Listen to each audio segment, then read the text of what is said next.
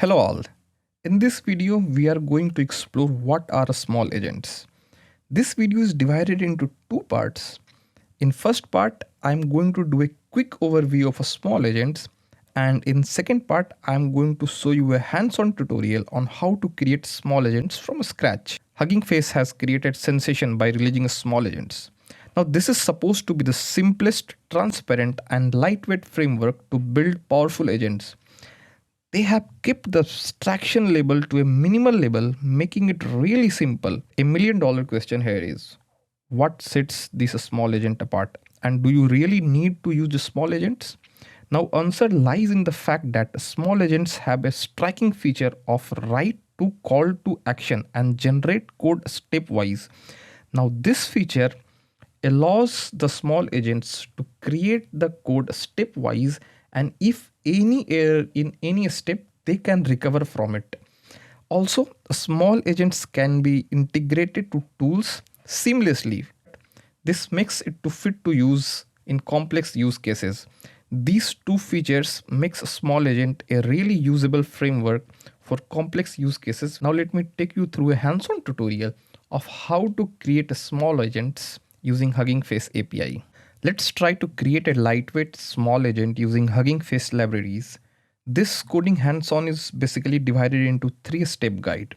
First of all, I am going to show you how to create a sample lightweight agent. Then in second step, on top of it, I'm going to show you how you can integrate tools in an agent and how the integration of these tools significantly impact the output of an agent. Then in third step, I'm going to show you how you can use Gradio UI to visualize the agent's output in a proper way. So let's start with the step 1. Before we directly jump into our coding part, let me tell you what are all the libraries you are going to need. So you are going to need small agents and you are going to need Gradio. You can ignore all other libraries here, or you can install them as well. We are going to need them in future, but for the current use case, we are going to use only these two libraries, small agents and Gradio. Gradio for UI and a small agents, of course, for the agentic work. That's perfect. So now let me create a new file here. Let me name it app.py. Perfect. So first of all, now let me let me import all the libraries which I'm going to need. So from small agents, I'm going to import code agents. So code agent is the exact name of agents which has been deployed or created by Huggingface people. Code agent, and along with the code agent, I'm also going to import light LLM models. So light LLM model will help us to load the openAI API here. Also using light LLM model, you can use different sorts of LLMs, which I'm going to show you in further part of the video. But in this part of the video, I'm explicitly going to load openAI API. And apart from this, to load the openAI key, I have already added openAI key in my env variable. So I'm going to load the openAI API key here from .env, import load.env. You must be familiar with this step. And along with this, I'm also going to need a tool which is DuckDuckGo for web search. So from small agents again, import DuckDuckGo tool.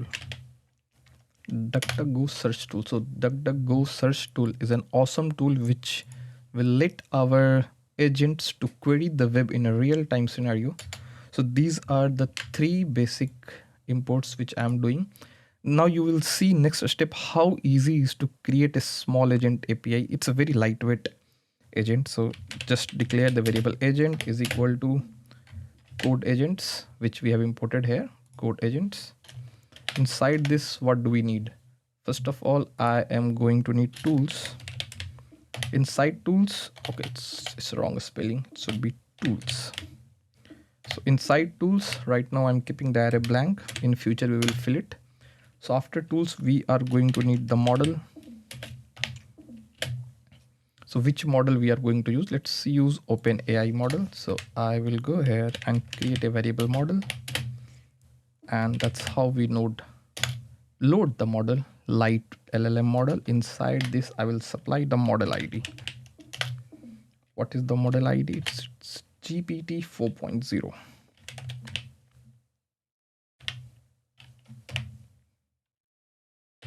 Perfect. This is the model ID. We will supply the same model ID here. It's always easy to create a separate variable so that in future, if you want to change the model ID here, it's simple change and you don't need to change the whole code base or any internal variable. It's easy to maintain code this way. And we will also add a variable add base tool. Perfect. So these are the only three things which we currently need to create a lightweight agent. Now I will show you how you can call this agent. Now agent, this is agent dot run. What should we ask the agent? Let me ask the agent.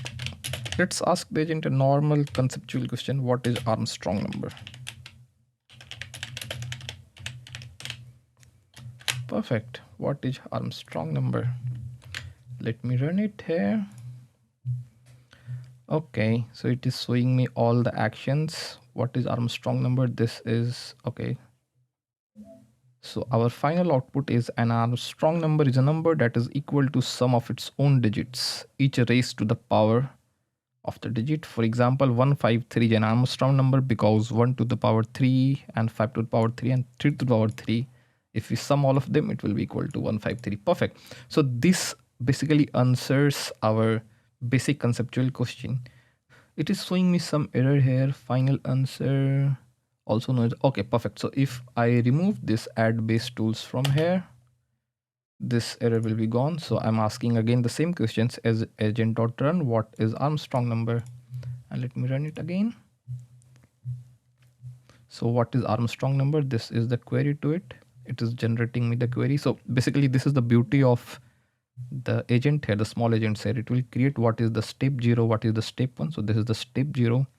This is the code which it has executed. This is the definition, and in a step 1 it is creating me the final answers, and this is the final answer for me. This is the actual definition of an Armstrong number.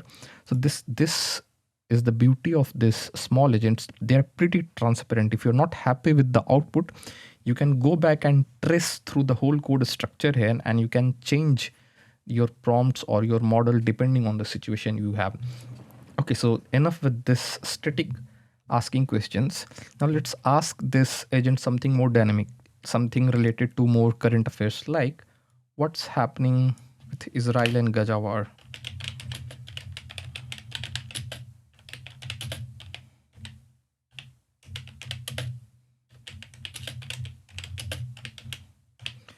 So it's more of a current thing which is happening right now. Let's see whether our model or our agent is capable to answer this or not. Let me call this what's happening with Israel and Gaza war. Okay. So final answer is to stay updated with the latest development on the situation. Okay, it is just telling me how you can follow. There is no proper output what's happening in there. Now let me tell you, once I include a tool here, it will tell me the exact output what's happening with that war right now. So the tool which we are going to use it, the DuckDuck tool from here, which we have imported. So let me import that tool here. DuckDuckGo search tool. So this is the beauty of tools. So basically this is our step 2. In a step 1, we created a basic agent which just takes in the question and answers the question according to its knowledge base basically. Now to answer or to make this agent more dynamic and take the current conditions into consideration, or a more dynamic agent, this is how we proceed. If we ask this agent this question and it does not have access to the current data, using this tool it is going to search the web and it's going to answer my question. So let me run it and show you the magic of tools here. So this is the query which it has asked, what's happening with Israel and Gaza war. This is the code which it has generated in a step 0, and using this web search, using DuckDuckGo tool, of course, it has created all these many results. So it is reading from all the news websites, NBC, BBC, Al Jazeera, and from all these other resources. It's trying to extract all the news and it is summarizing at the end here. So this is the final answer. The recent Israel-Gaza conflict includes a ceasefire agreement approved between Israel and Hamas. Perfect. So this agent is now taking the real world data into an account and answering my questions accordingly. This is the beauty of integration of tools. You see here, if I remove the DuckDuckGo search tool from here, it will answer me this question based on the past data. This is amazing, isn't it? Now let's move to step 3, where I'm going to show you how you can use Gradio UI to visualize the output of this agent. Let me do one thing. Let me create a new agent here. So in sample, let's create agent UI. We are going to use the same code here. Just for the simplicity, I have created a separate Python script. So we are going to use all of these libraries. Smol Agents. This time I'm not going to use light LLM model. Let me delete it. I'm going to use Huggingface models here. Let me import Huggingface API here. So from Smol Agents, import Huggingface API. This will help us the load model from Huggingface itself. Apart from this, I'm going to need Gradio UI. So from Smol Agents, or what I can do, I can use that here itself. So Smol Agents, import Huggingface API model and Gradio UI. Perfect. So these are the 3 libraries which I'm going to use: Gradio UI, Huggingface API model, and code agent. Now let me quickly create the agent for you. So agent is equal to code agent. Inside code agent, what is the tools I'm going to use? I'm going to use DuckDuckGo tool. We always supply tools inside this array because there can be combination of multiple tools. If you are using multiple agents, you can supply multiple tools. And if you are using single agent, in that case also you can supply multiple tools. So for example, one tool can search the web, another tool can search the weather API, and another tool can search the lat long of a particular location. Combining all these 3, you can create your result. But this is a very simple use case. We will just concentrate on simple web search tool, which is DuckDuckGo tool. So inside DuckDuckGo tool, this is thing. Let me create a model here. Not create. Let me load the model here. So model, if we are planning to use openAI, I have shown you earlier how you can use openAI model here. But this time, let's use some open source model, which will cost you nothing. So inside this hfAPI model, let's import. So if you not supply anything inside this hfAPI model, by default, the model ID you see here, it will be Quen. You can specifically decide any another model if you want to use. You have to supply the ID here. But for the sake of simplicity, let's keep model ID as by default. But we will have to supply the token here, which you can generate it from your Huggingface. So token, I have already created a token. Let me copy it and paste it here. Perfect. So this is my Huggingface token here. Also, let me add the add base tool.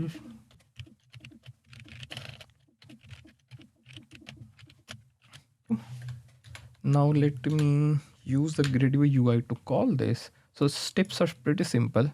You create the code agent, you supply the tool, which tool you want to use. Using this model, and using hfAPI model, you load the exact model which you want to use. Instead of Quen, if you want to load any other model, you can copy the ID from Huggingface and supply it here.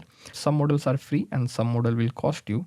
So be careful which model you want to use. So Quen model is basically free on the Huggingface, so you can use it. They have mentioned that it's free for lifetime. Let's see how much time it's free. So next step, the last step, is to use Gradio UI to call it. Oh, not generator exit. Autocomplete is an issue sometimes, you know. Gradio UI, there it is. Gradio UI dot, not dot. Inside this, I'm going to supply the agent which I have created. This is the agent, and then I'm going to launch it. It's that easy. Hats off to Huggingface people who has created such dynamic APIs which we can use with using hardly how many lines of code? 1, 2, 3, 4 lines of code. That's it. It's that easy. Let me just save it and run it. Okay, so it has already running on this. Let me go on this URL and bring that URL here. Okay, there you are. Oh, so let's ask this agent. What's this time? Let's ask this one what's happening in Russia-Ukraine war.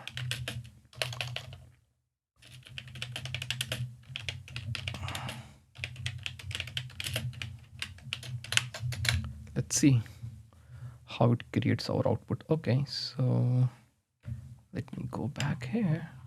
So it is telling me, okay, so this is the thought to get the current updates on, I will perform the web search. Perfect. So this is showing me the actual call to action, what it is going to do. This is the code it has generated, searching the web, of course, for the recent result. These are all the date time thing. It's basic code. And this is the actual code. And these are the search results. Basically, it is searching from Al Jazeera, Tula Reason, Kedem.org. I think it must be some Russian organization or news channel. So using all these news channels, it is searching, and I'm assuming it will summarize. Okay, perfect. So it is summarizing all of this thing here. Awesome. So as of January 18, 2025, which is the today's date, it is giving me the current state of what's happening in that region or in that war. The final answer is this one. Pretty amazing, isn't it? So the power of this Smol Agents is the transparency.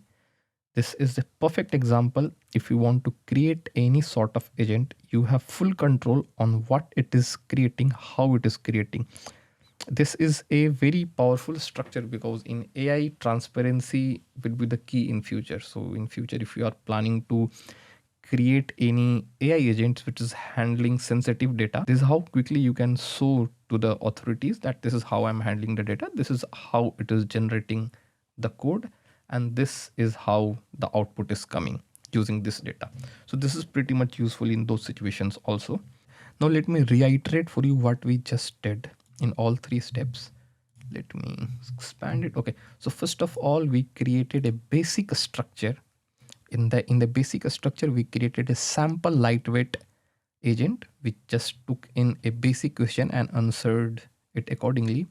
In second step, we integrated a web tool, which is DuckDuckGo search tool, which searches the web in a more dynamic and more real-time environment and answers my question based on the real-time setting.